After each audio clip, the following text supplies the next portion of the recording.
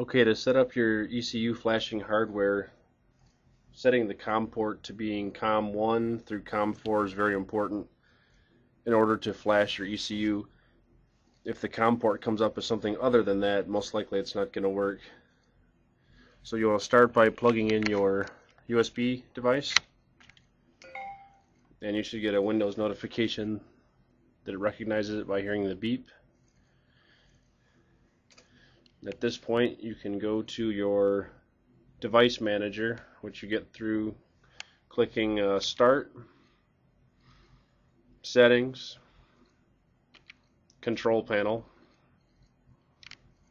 Okay, then you want to scroll down to System, and then Hardware, Device Manager. And you want to look under ports, COM and LPT. You can see here that my USB device here, the ECU flashing hardware, came up as COM6. So I want to change that to be COM1 through 4. On my particular setup, I use COM2.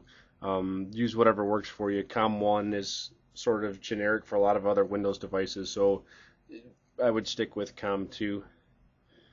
What you can do is do a right mouse click, go to Properties, Port Settings, Advanced, and right here COM port number, and you can see COM2 here is not in use. I'll hit COM2 and I'll click OK, and I'll click OK again.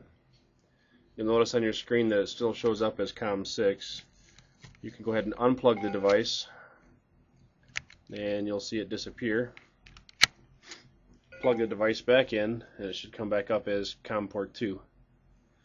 And it has, so that's successful. You can go ahead and close Device Manager. You're done here.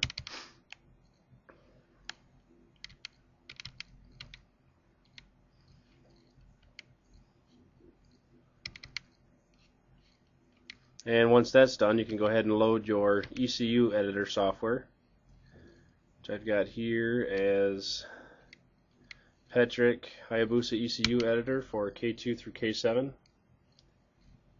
And what we first want to do is set what COM port the software is looking for the hardware. So let's click this button here that says Connect for Engine Data. It's going to come up and tell me my interface needs to be set.